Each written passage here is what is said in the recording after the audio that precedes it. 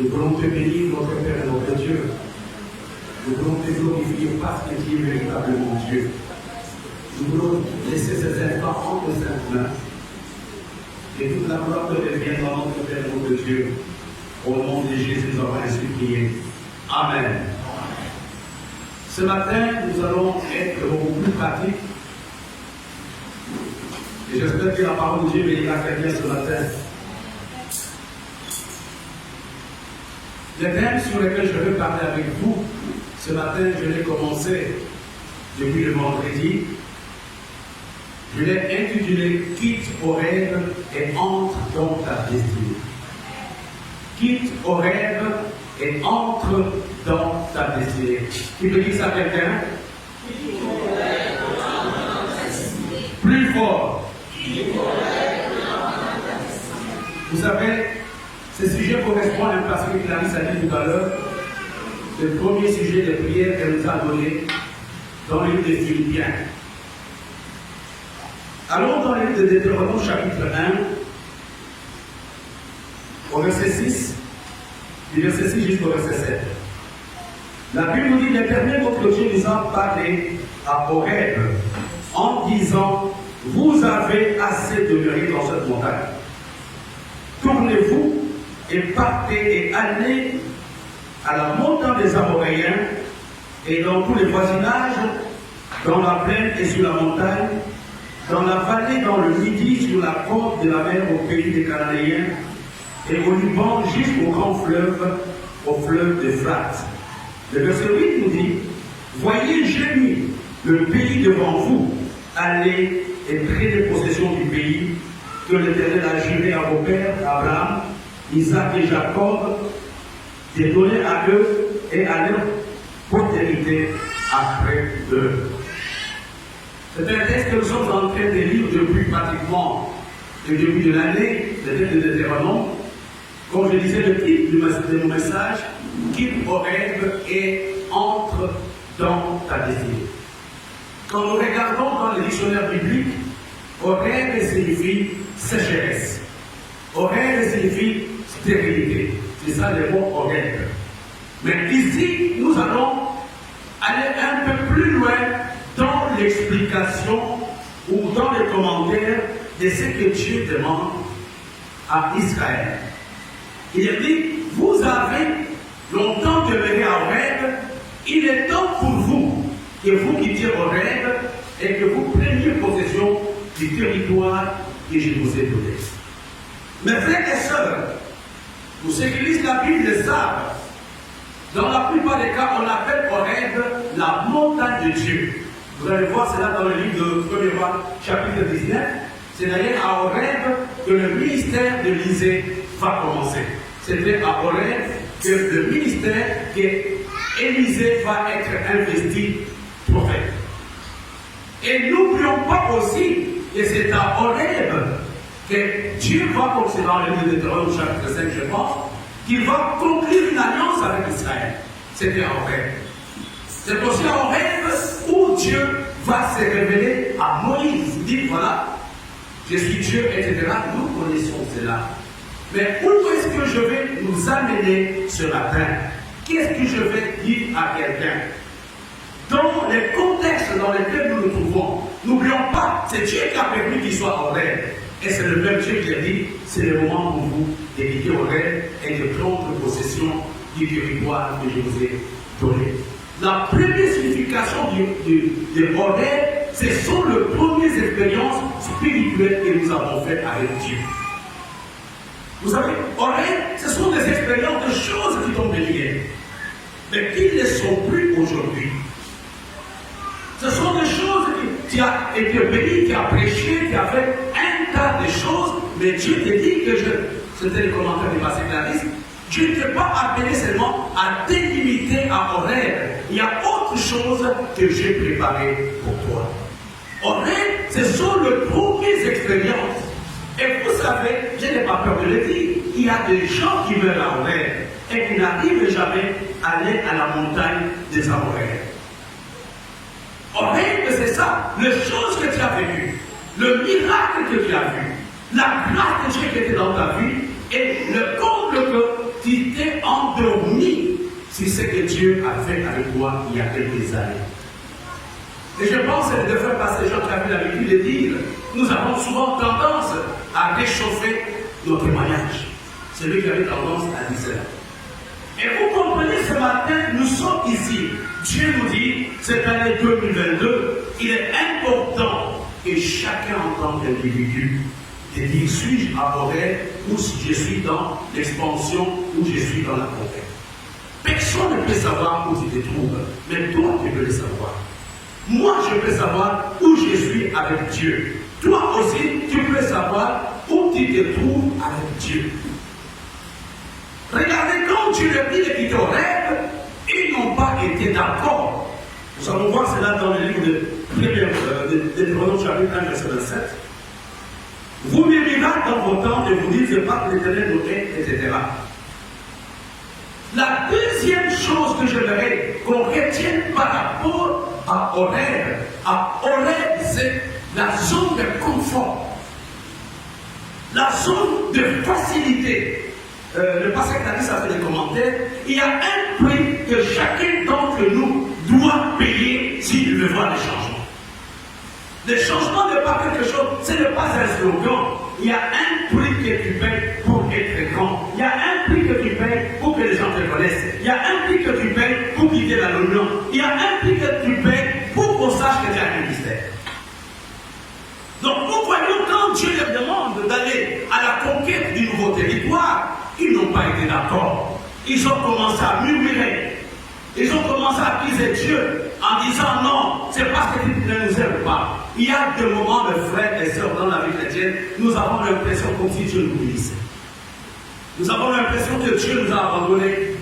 Nous avons l'impression que Dieu ne peut plus nos prières et nous commençons à nous égarer. Horeb, c'est la zone de confort. Horeb, c'est cette habitude dans laquelle tu t'es assis. C'est cette façon de faire. Et quand on veut toucher ta façon de faire, qui devient déranger. Et disons, on a toujours fait comme ça. Nous, on a toujours dit comme ça. Moi, j'ai toujours pensé comme ça. Mais dès qu'on touche cette façon de faire, tu commences à me dire comme ça. Quand Dieu se révèle, Jésus se révèle à la Samaritaine. Il dit à la Samaritaine, donne-moi de l'eau, etc. Mais qu'est-ce que la Samaritaine dit? Est-il plus grand que notre Père Jacob qui nous a laissé ses pluies? Horeb, c'est un ensemble d'habitudes, un ensemble de traditions qui nous gèrent. Et nous n'arrivons plus à aller loin à cause de nos habitudes, à cause de notre façon de faire. Nous n'arrivons plus à aller loin. Et ça, c'est Horeb. Ce n'était pas un mauvais endroit. Ils étaient là, ils étaient contents. Si c'était tellement mauvais, ils n'allaient pas murmurer pour partir. Horeb, c'est un endroit dans lequel tu t'es habitué, même si tu es sec. Même si tu n'as pas de résultat. Pourvu que je fasse la chose comme ça, je n'ai pas besoin. J'ai aimé ce que le pasteur Clarisse disait tout à l'heure.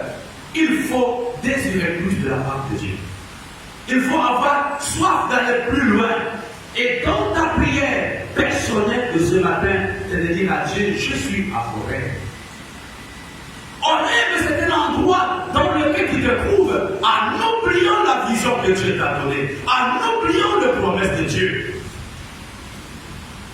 C'était pas le endroit. Et quand on est à Horeb, on s'y plaît. On s'y plaît. C'est ce que nous voulons demander à Dieu ce matin. Pendant cette année, Seigneur, nous voulons aller plus loin que Horeb. Tu m'as béni, d'accord. Tu m'as béni avec ce ministère, d'accord. Tu m'as béni avec ce que je fais, d'accord. Mais aujourd'hui, je veux plus de toi. Aujourd'hui, je veux aller plus loin avec toi, quel que soit le prix que tu vas me demander de payer. Quel que soit le prix. Si tu me demandes de me coucher au sol, je vais me coucher au sol. Si tu me demandes de vendre ma maison, je vais vendre ma maison. Si tu me demandes de vendre ma dignité, je vais la vendre, pourvu que la mission que tu m'as confiée soit accomplie. Et plusieurs nous sommes à Horeb. Les habitants d'Horeb n'aiment pas être dérangés. Ils sont contents dans leur façon de faire, dans leur façon de réfléchir. Ça a toujours été comme ça, nous allons faire comme ça. Regardez, la Samaritaine avait failli l'acte de miracle parce qu'il fallait que Jésus insiste. Je reviens encore à ce que Clarisse a dit. Il y a des choses dans lesquelles nous étions l'année passée. Dieu veut qu'il nous donne autre chose. La Bible nous dit quelque part, la bonté de Dieu, c'est renouvelé chaque matin. Chaque matin, nous devons vivre de nouvelles expériences avec Dieu. Nous devons vivre de nouvelles bénédictions avec Dieu. C'est quelque chose qui me tient à cœur. De voir quelqu'un vivre, de voir cette église être une autre église. Mais pour cela, il faut que nous quittions Horeb. Horeb, c'est un endroit où on ne fait aucun effort, mais on attend la grâce de Dieu, on attend le miracle de Dieu. Oh, non, mais bien aimé, les choses ne tomberont pas du ciel. Clarisse m'a aidé dans ce commentaire, elle a déjà parlé avant moi. Il y a des choses que nous devons accepter de faire. Quand Dieu commence à décrire, il a dit, voici les territoires que je vous donne. Comme je l'ai dit il y a quelques temps, ces territoires étaient des territoires occupés. Il y a quelque chose sur laquelle j'aimerais attirer notre attention. Hier soir, Dieu m'a parlé de cela clairement. N'oubliez pas l'ennemi. N'oubliez pas l'ennemi. Il n'y a pas de combat, il n'y a pas de conquête sans combat spirituel. Si aujourd'hui nous oublions l'existence de la sorcellerie, nous oublions les attaques du monde visible, nous allons nous cogner entre nous. La sorcellerie est une réalité, la sorcellerie est à la base de beaucoup de problèmes dans la vie des chrétiens. Vous savez, le diable a deux façons de faire. La première façon, il se cache. Il ne veut pas qu'on parle de lui. Et la deuxième façon, il veut qu'on parle trop de lui. Mais nous devons être équilibrés. Dans la conquête, il y a aussi cette notion de combat. Dieu élimine les Amoréens, les enfants d'Anakim, etc. C'était des géants. Il fallait qu'Israël s'élève. L'Église doit s'élever dans la prière. Les hommes de Dieu doivent s'élever dans la prière. Et combattre le diable, combattre la sorcellerie, combattre cela dans la prière. Ça, c'est une priorité de tous les jours. Dis Seigneur, nous sommes bloqués à Horeb. Nous sommes bloqués à Horeb. Nous sommes là paralysés. Ce n'est pas un homme, mais il y a un esprit quelque part qui est content de te voir dans la position de Dieu. Ce matin, nous sommes en train de parler d'Horeb. Quitte Horeb et entre dans ta destinée. Je vais ouvrir une parenthèse, on a encore quelques minutes. Revenons au chapitre 1er de Deutéronome. L'Éternel, notre Dieu, nous a parlé à Horeb en disant, vous avez à se révéler dans cette montagne. Frères et sœurs, il n'y a pas d'expansion sans la parole de Dieu. Il faut que Dieu, c'est Dieu qui crée l'action, c'est Dieu qui crée le mouvement. Ce n'est pas l'initiative de Moïse. C'est Dieu qui leur dit, vous avez longtemps demeuré dans cette montagne, allez maintenant.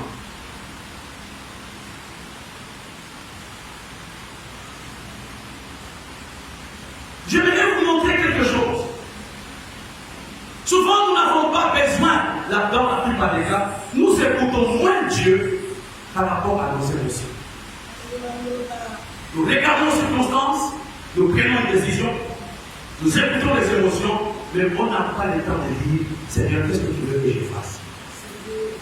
Malgré l'expérience que Moïse avait, devant Cyclague, tout le monde l'a lapidé. Mais la Bible nous dit que Moïse était fortifié, il avait David s'était fortifié, il a sondé Dieu. Monterai-je ou ne monterai-je pas? Il y a des moments où on est à genoux, non pour verbal, et il y a des moments où on est à genoux pour écouter la voix de Dieu. Pour écouter la voix de Dieu. Et c'est une prière que tu dois faire avant de venir dans l'église. Seigneur, aujourd'hui, par la prière, par la louange, par la parole de Dieu, dis-moi quelque chose. Je ne vais pas rentrer tel que je suis venu. J'aimerais que moi, Mathias, que tu me dises quelque chose. Et les chrétiens, nous avons perdu cette habitude. On n'écoute plus Dieu. Nous regardons nos circonstances. Nous écoutons nos émotions. Mais on n'écoute pas Dieu. Moïse dit, l'Éternel, notre Dieu nous a parlé à Horeb. Horeb, c'est le lieu aussi où Dieu te mandate pour la mission. Horeb, c'est le lieu où Dieu te confie une mission.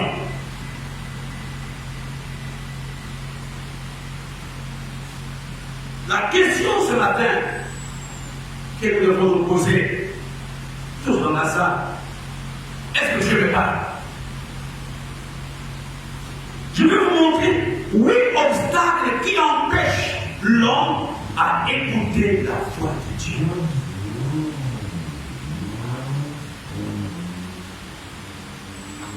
Il y a 8 obstacles qui nous empêchent d'écouter Dieu. Un homme qui a écouté la voix de Dieu est un homme imbattable. Un homme qui a écouté la voix de Dieu est un homme insaisissable. Si Paul avait pu résister pendant la tempête, c'est parce que Paul avait écouté Dieu. La nuit, Dieu lui dit, naviguez, vous allez arriver, aucun de vous ne va mourir. Et cela avait amené le courage dans la vie de Paul. Parce qu'il avait écouté Dieu. C'est quelque chose que les anciens doivent avoir, que les leaders doivent avoir. Seigneur, dans cette situation, parlez-nous. Je me rappelle notre pasteur, régulièrement, il appelait les intercesseurs. Qu'est-ce que Dieu vous a dit? Il est donné un sujet de prière. Allez prier. Venez dans une semaine, dites-moi ce que Dieu a dit. Mais pourquoi nous avons l'impression que Dieu ne nous parle pas? Il y a 8 points.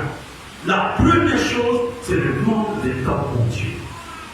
Quand je n'ai pas le temps, dans la prière, dans la méditation de la parole de Dieu, Dieu peut me parler sans que je puisse saisir. Regardez tout petit peu, je pense qu'il y a des familles parmi nous. Quand nous regardons le match, chacun parle. À un certain moment, on ne sait même pas ce qu'on a dit. Moi, je sais que je suis le match souvent avec lui. Il parle, Barthélemy parle. Je ne sais pas qui a dit quoi et qui a fait quoi. L'autre a dit notre maillot ici, il est le plus cher. L'autre nous allons, Dieu m'a dit. Donc, il y a tellement de confusion. Ils n'ont pas le temps de s'écouter. Frère, la bonne attitude quand il vient à l'église, viens avec un cahier. Écoute Dieu. Ne relève pas le fond de français. Ne dis pas on m'a attaqué. Écoute Dieu. Mon pasteur avait l'habitude de dire ceci, que si Dieu peut parler au travers de la bouche d'un âne, comment ne peut-il pas parler au travers d'un homme qui a les Saint-Esprit? Ça, c'était les paroles du passé. J'aimerais ce matin que Dieu ait le temps pour Dieu.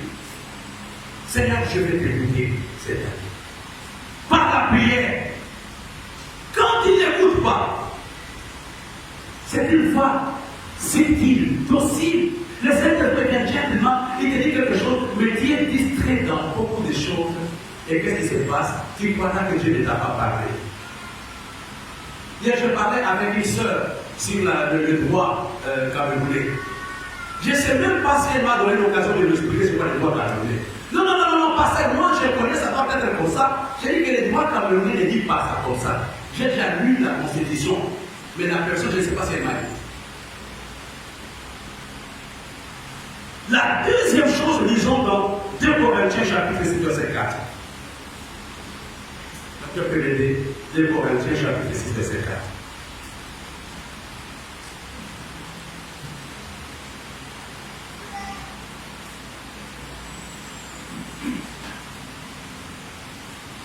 nous rendons à tous égards recommandables comme serviteurs de Dieu par beaucoup de patience dans les tribulations. Voilà, ça déclare. Mais nous nous rendons à tous égards recommandables comme serviteurs de Dieu par beaucoup de patience dans les tribulations. Voilà. Par beaucoup de patience dans les tribulations. Un autre élément qui empêche le chrétien à écouter la voix de Dieu, c'est notre impatience. Peut-être Dieu t'a dit que la chose arrivera au mois de février, mais tu es impatient, tu vas prendre une mauvaise décision. Le manque de patience est un obstacle à l'écoute de la voix de Dieu. Et si nous nous rendons recommandables par notre patience dans la tribulation. Et souvent, quand on passe par la tempête, nous perdons de plus en plus la maîtrise, nous perdons de plus en plus la patience. Le manque de patience t'empêche d'écouter Dieu. Si tu as patienté, tu peux peut-être rencontrer un marché. Aujourd'hui, tu es en train de faire n'importe quoi parce que tu n'étais pas patient. Le plan de Dieu n'était pas arrivé pour toi, tu t'es précipité dans la décision. Le manque de patience est un obstacle à la voix de Dieu. La troisième chose, lisons dans Ésaïe chapitre 55, verset 8 à 9.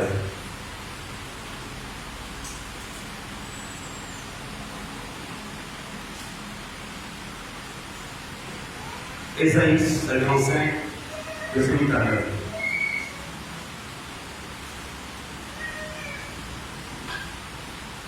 Car mes pensées ne sont pas vos pensées, et vos voix ne sont pas mes voix. Voilà la deuxième chose vraie, la troisième. Pourquoi nous n'écoutons pas Dieu? Parce que nous nous attachons trop à notre raisonnement et à nos pensées. On ne laisse pas le temps à Dieu de nous parler. C'est comme ça. Ça a toujours été comme ça. Voilà ce que moi je pense. Alléluia. Il n'y a qu'à l'église catholique où le pape est infaillible. Il n'y a que l'église catholique qui déclare l'infaillibilité du pape. Mais nous, en tant qu'humains, on sait. Et quand tu t'approches à tes pensées, quel que soit ce qu'on peut te dire, quel que soit ce que Dieu peut te dire, tu vas rejeter ça. Je l'ai dit la semaine passée, non, il y a 2 semaines. Dieu m'avait dit de donner un costume à un pasteur pour son mariage. Dieu me l'avait dit, mais je refusais ça. Pourquoi? Mes pensées étaient centrées sur le modèle, sur le pantalon. Même quand Dieu m'a dit audiblement dans le pantalon à l'hiver, je pensais que c'était le bien. Quand tu es trop accroché à tes pensées, il y a un moment qui doit t'arrêter du Seigneur. Est-ce que c'est que je pense vraiment vrai? Parce que si le diable veut détruire quelqu'un, il passe d'abord par ses pensées.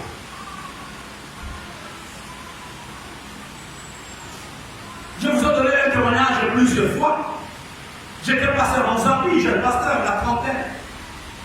Dans l'église, il y avait un monsieur qui fabriquait, enfin, comment je peux dire fabriquer ou creuser. Sa spécialité était de faire des piscines. Parce que la plupart des grandes maisons en Zambie ont des piscines, ont une cheminée bien cheminée, comment on dit, une cheminée. Et se faire creuser des piscines, c'était déjà mort. Chaque maison, en tout cas, avait une piscine en Zambie. J'étais dans une ville qu'on appelle Dona. C'est là où j'étais pasteur. Si voilà, c'est là où j'habitais. Un jour, il s'est promené avec son bébé, je parle de quelques mois. Il a commencé à faire le tour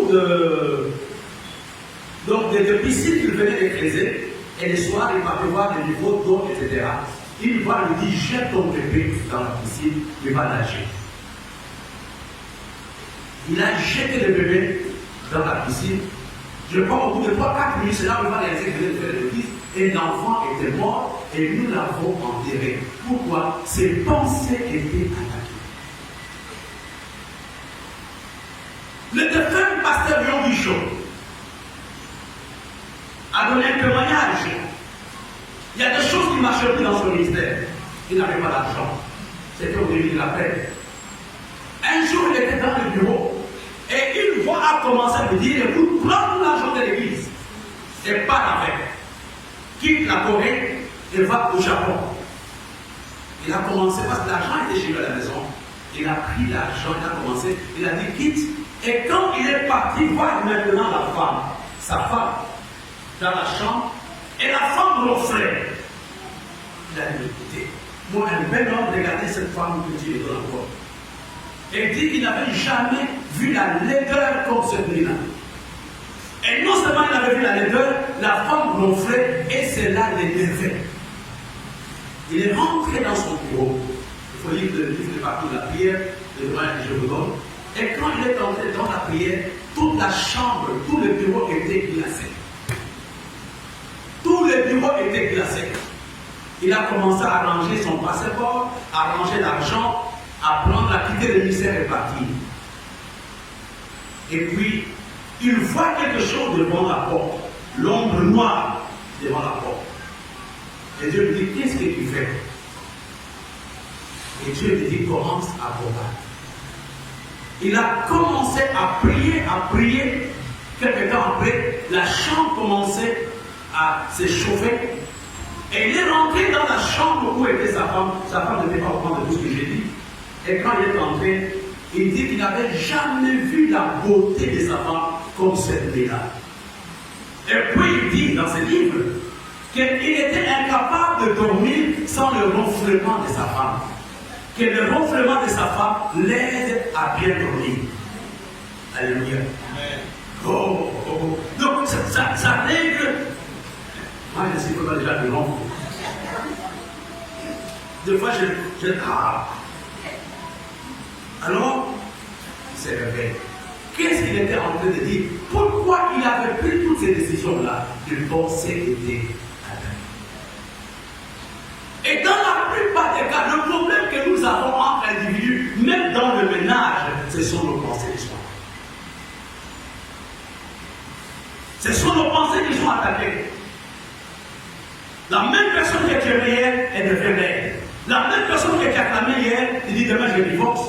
Écoutez, ce sont les pensées. Les pensées, quand nous nous attachons à nos pensées, nous sommes incapables d'écouter la voix de Dieu.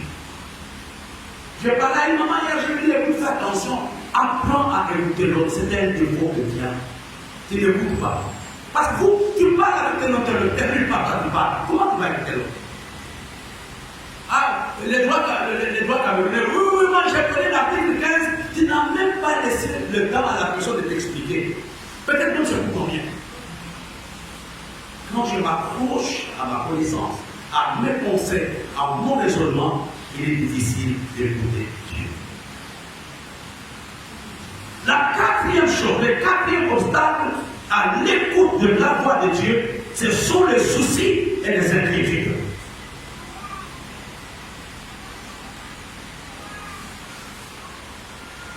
Je disais à quelqu'un il y a quelques temps, je ne sais même plus à qui, quand les gens vont au deuil, tous ne pleurent pas les morts. Alléluia. Tous ne pleurent pas les morts. Je vais vous donner quelque chose de très facile. Hier, j'étais à la maison tout l'après-midi, j'étais là. Et à 17h ou 18h, Loïc arrive. Il me dit, Papa Bishop, lui, il a dit tous les joueurs de l'île Comore sont atteints de Covid. 12. Les deux entraîneurs, l'entraîneur, les joueurs, 12. Automatiquement, le Covid m'a touché. J'ai dit, oh là là. Demain matin, je dois aller faire des tests. J'ai appelé ma mère et dit, amène-moi, je vais les garder pour retrouver la maladie. Plus il parlait, plus je vais noter des mots. Vous savez, frère, c'est ce que j'ai fait, c'est ce qui m'arrive. Ce que j'ai fait, c'est ce qui m'atteint. Quand il y a des soucis dans ton cœur, évite de prendre des décisions. Tu vas faire une bêtise.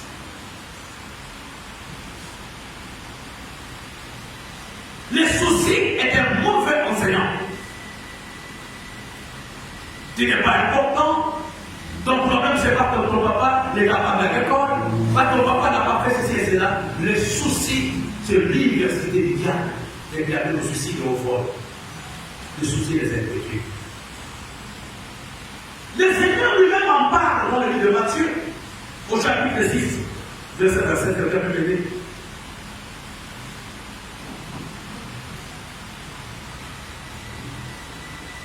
Matthieu 6, verset 27.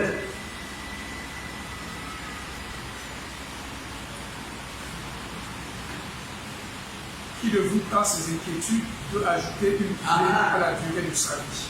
C'est vrai, Qui de vous, par ses inquiétudes, peut ajouter une coudée à la durée de sa vie? Les inquiétudes ne peuvent pas t'aider. Les inquiétudes aggravent ta situation. C'est la raison pour laquelle la Bible nous dit réjouissez-vous toujours. Je le répète, réjouissez-vous en matin. Les inquiétudes ne changent rien, n'apportent rien dans ta vie. Au contraire, les inquiétudes sont des voleurs de la joie, de la paix et de l'amour. Le Seigneur dit, il se moque de gens, que qui de vous avez appris qu'à cause de ces inquiétudes, sa taille a changé. C'est le Seigneur qui le dit. Qui de vous, par ces inquiétudes, va changer la forme de sa vie? Et vous savez, trop nous plaindre ne résout pas de problème. Oh, je suis seul, je suis célibataire, il y a ceci qui ne marche pas, il y a ça, ça ne change pas. Écoute, je ne vais pas laisser là.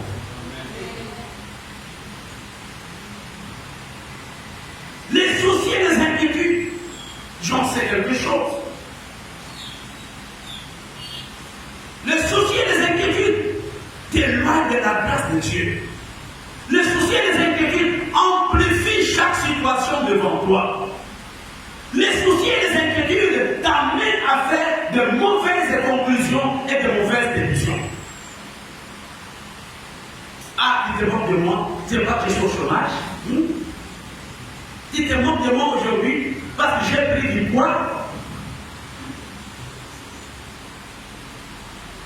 Alléluia. J'ai vu une fois tout à l'heure, par hasard, quand je venais, elle a joué dans la maîtrise des nombres. Marraine. Vous avez entendu parler d'elle? Marraine. Elle a été dans l'asile de fou, dans l'asile psychiatrique. Et à cause de comprimés qu'on lui a donné, elle est passée de 75 kilos à 105 kilos. Et quand elle est sortie, quand les gens la regardaient en disant, tu es méconnaissable, qu'est-ce que tu es devenu toi qui étais vedette? Et les soucis là l'ont encore amené à gagner le poids. Elle était en train de faire une vidéo, alors là j'ai suivi ça, pour dire aux gens, n'écoutez pas ce que les gens disent, vous allez vous faire du mal. Alléluia. Amen. Les soucis et les inquiétudes t'empêchent d'écouter Dieu. Même pas Dieu t'empêche d'écouter la prédication. À la fin de la réunion, si je dis à chacun de vous que j'ai prêché, chacun donnera sa solution. Parce que les soucis t'empêchent d'écouter Dieu. Un autre obstacle à l'écoute de la voix de Dieu, parce que tu peux me dire Matthieu 15. Matthieu 15, verset 3. Clarisse, tu peux lire Marc chapitre 7, verset 13. Et Ben, tu peux me lire Osée 5, 11. Parce qu'il dit Matthieu 15, verset 3. Parce que Clarisse, Marc 7, 13. Parce que vous Osée 5, verset 11. Il leur répondit, et vous, pourquoi transgressez-vous le commandement de Dieu au profit de votre tradition? Parce que reprends encore. Il leur répondit, et vous, pourquoi transgressez-vous le commandement de Dieu au profit de votre tradition? Vous voyez ici, ça c'est le Seigneur qui parle. Maman, tu te dis là. Marc 7, 13. Marc 7, verset 13. Annulant ainsi la parole de Dieu par votre tradition que vous avez établie. Amen. Beaucoup d'autres choses semblables. Amen. Pasteur. un foyer qui est opprimé, brisé par le jugement, quand il a suivi les préceptes. Merci, pasteur. Il y a une autre chose qui nous empêche d'écouter Dieu, c'est la tradition et notre culture. Quand nous commençons à mettre l'accent, nous les Babyloniens on fait ça, nous les Osawa on fait toujours comme ça, qu'est-ce qui va se passer? Nous ne pouvons pas écouter Dieu. Le texte de passé nous a dit, vous avez remplacé la parole de Dieu par vos traditions. Chez nous les Savoirs, on ne fait pas des choses comme ça. On ne mange pas des couscous de cette façon. Chez nous les Babyloniens, la plus jeune ne peut pas se marier avant l'aîné. Chez nous les Congolais, une femme enceinte ne peut pas manger les œufs, les gens de l'œuf. Sinon l'enfant sera chauve. C'est ça que je vous demande. Or la lécithine, il faut demander à peine. La lécithine est très importante pour entretenir le fœtus dans les ventres. Mais les Congolais enseignent qu'une femme qui mange des œufs aura un enfant sans cheveux. Ce qui fait que quand elle prépare les œufs et enceinte, elle enlève toute la partie jaune et donne au mari. Elle mange seulement les blancs, il n'y a rien. C'est l'exemple parmi l'endroit. Mes frères et sœurs, nous voulons faire la conquête, soyons des chrétiens. Regardons des choses à la lumière de la parole de Dieu, non des choses à la lumière de Babylone, à la lumière des Sawa, à la lumière des Alibois, des Congolais ou des Centrafricains.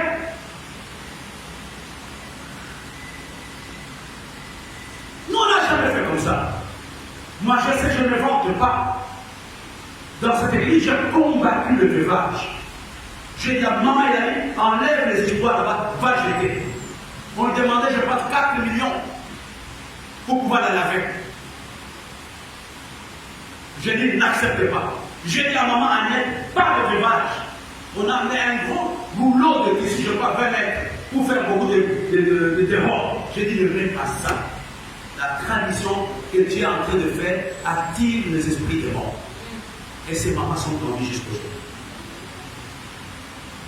Et vous comprenez, quand vous commencez, vous chrétiens, nous chrétiens, nous commençons à privilégier nos traditions au détriment de la parole de Dieu, il n'y aura pas d'expansion. Et Dieu ne peut pas. Il y a des choses qu'il faut faire bénéficier. Il y a des choses qu'il ne faut pas faire. Parce que Dieu m'a affranchi. Et je bénis Dieu. Chez nous, ce n'était pas facile. Parce que chez nous, au Congo, ce n'était pas facile le veuvage. Ça dépendait si tu avais de bonnes relations avec la belle famille. On pouvait te garder veuve, même pendant des années. Ici même, pour qu'on puisse te laver ici au Cameroun, ici chez nous, chez les Savoirs, la belle famille te fait des taxes.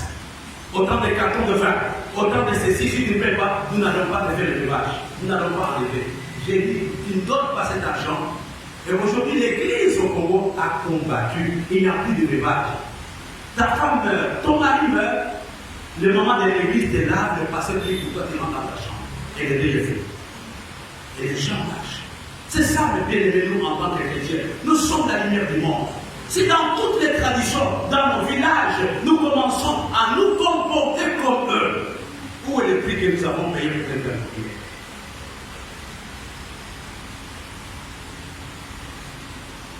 Il a dit non, on ne va pas faire les veuvages, je ne vais pas faire. Et vous savez, le diable a plusieurs façons de nous rendre esclaves. Je ne sais pas si c'est la même chose aujourd'hui ici. On coupe un tissu noir, on met à la chemise. Ici aussi on fait ça. Hein, rouge, je sais. Au Congo, le rouge, c'était par accident. Mais noir. Donc tu vois, ça apporte quoi dans ta vie? Ça apporte quoi dans ta vie? J'avais une maman, je l'ai appelée au bureau, je l'ai conseillé, maman, ne fais pas ça, ne fais pas ça. Elle était esclave, cette femme. Elle venait avec le tissu de veuvage. Et quand elle arrivait à la station d'essence, elle s'est changée. Elle mettait des habits propres, elle venait dans l'église, elle chantait gloire à Dieu. Après les cultes, elle mettait sa robe. Un jour, je l'ai suivi après le culte. Quand elle est partie dimanche, je ne vais pas citer son nom, j'étais derrière elle. Je me suis caché chez les bénéficiaires, c'est là où elle s'est changée. Et quand la maman est sortie, elle a mis dans la robe. Ah papa, et c'est juste la grâce de l'église. La tradition. La tradition n'empêche le goût de Dieu. Un autre obstacle, ce sont les diverses préoccupations. J'ai un fils qui veut être tout. Donc, vous pouvez regarder la télé, à 1 heure, il va avoir 50 jeunes. Et il a 5 professions. Il est pasteur, il est évangéliste, il est musicien, il est styliste, il est homme d'affaires, il est universitaire. Il va aller où avec tout ça? Il est tout, hein? Diverses préoccupations. Et quand tu es engagé dans beaucoup de choses, il faut un moment apprendre à t'arrêter et dire à Dieu, parle-moi. Parle-moi. Je ne veux pas ce que je veux faire. Je connais un frère en France, il est pasteur aujourd'hui. C'est un de mes fils dans les révélations. À un moment, il se trouve avec 6 fiancées. Alors il arrive, il dit, pasteur, il faut prier pour moi. Moi, je dis, pourquoi? Il a dit, non, je vais me fiancer. Je dis, mais donne-moi le nom de la fille. Quelle était la réponse qu'on m'a donnée? Il y a superposition d'amour dans mon cœur. C'était le terme de la Bible, superposition d'amour. J'ai dit, mais pasteur, il n'était pas encore pasteur. C'est pas la superposition d'amour. Il y a d'abord tel que j'aime Mireille, j'aime Merveille, j'aime Sylvie, j'aime Paulette, j'aime Gustavic. J'ai dit, mais je ne peux pas prier. Il y a tellement de superpositions qui veulent que je prie pour moi. Moi, je dis, mais va d'abord casser la superposition là. Quand il viendra avec cette personne, on va prier. Et c'est ce qu'il a fait. Et sa femme a été au Seigneur aujourd'hui, c'est le mari, gloire à Dieu. J'aimerais parler à quelqu'un ce matin. Les diverses occupations qui est dans le parti politique, qui est dans ceci, qui est dans cela, t'empêchent d'écouter Dieu. Le samedi, par exemple, peut dire, je ne vais pas faire ceci, pas demain il y a culte. Pas demain il y a ceci, cela. J'ai suivi un homme de Dieu, comment il s'appelle encore? C'était Camerounais, Raoul Boifo. Je suivis quand il parlait de l'écoute de la voix de Dieu. Il y a quelque chose qu'il avait dit qui m'a beaucoup touché. Il a dit au début de sa voix, jusqu'aujourd'hui, il a gardé cette habitude. Il ne parle à personne 3 heures avant la prédication. Il n'y a rien qui sort de sa bouche et il ne coûte plus rien 3 heures avant la prédication.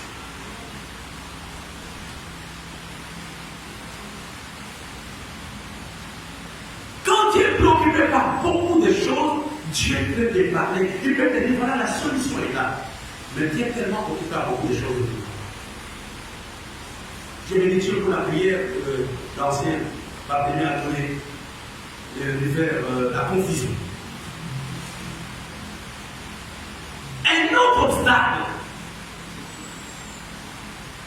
qui nous empêche d'écouter la voix de Dieu, c'est la peur même de cette voix. On ne veut pas l'écouter.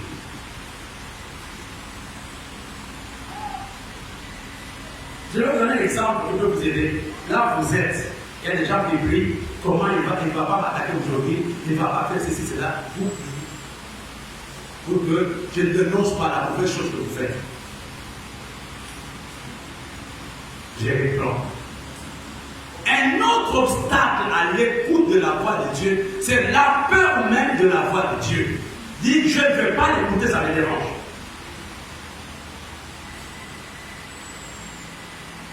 Et le dernier point avant de passer rapidement à autre chose, c'est la désobéissance sous tous ses formes. Quand nous sommes dans la désobéissance, par rapport à Dieu, par rapport à autrui, on ne pense pas que Dieu va nous écouter. Abraham est resté longtemps, 12 ans, sans que Dieu ne puisse lui parler.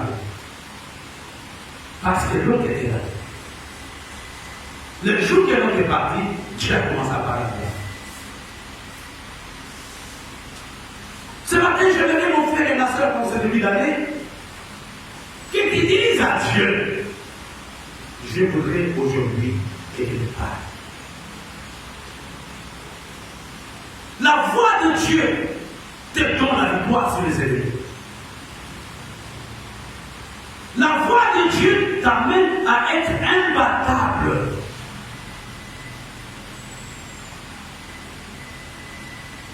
Les gens ont dit, ils ont jeté tout ce qu'ils avaient sur le bateau, mais Paul était calme parce qu'il avait écouté Dieu. La voix de Dieu te donne la quiétude, te donne la paix, te donne la tranquillité.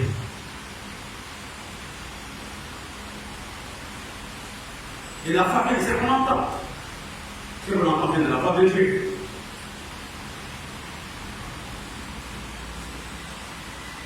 C'est la question que tu dois te poser, est-ce que Dieu va parler? Je me rappelle, avec l'autre pasteur, il y a quelques années, quand on venait poser des problèmes, il n'y a pas ça et ceci, voilà, pasteur, voilà. La première question qu'il posait, qu'est-ce que Dieu t'a dit? Et la deuxième, qu'est-ce que Dieu t'a dit? C'était deux questions qu'il posait. Qu'est-ce que Dieu t'a dit toi-même? Il m'a bien dit non, on va d'abord prier. Prends un temps dans la prière et viens voir. Viens me voir. Cela peut faire notre Dieu est un Dieu pas qu'il parle. Il y a quelques jours, un ancien me dit, mais moi j'ai beaucoup prié, mais Dieu ne dit rien. Est-ce que tu remplis les conditions ou bien est-ce que tu es dans de bonnes dispositions de cœur pour que Dieu te parle? C'est ça la question qu'il doit te poser. Ne tout ne pas dire Dieu, je vais demander à Dieu de me parler. Mais si ton cœur ne parle pas devant Dieu, Dieu ne peut rien dire. Dieu ne peut rien dire. Revenons à notre message de ce matin qui protège et entre dans ta destinée. Entre dans ta destinée ce matin. En fait, il y a plein de choses qui nous intéressent. Mais à Horeb, c'est l'endroit où tu ne vas pas accomplir pleinement la volonté de Dieu pour ta vie. Quel est ton rêve ce matin? J'ai préparé un ancien document que je vais vous donner. On va le parcourir ensemble comme un document de travail. Et après, nous allons partager ça, s'il vous plaît. C'est important, ces documents, nous allons les parcourir ensemble.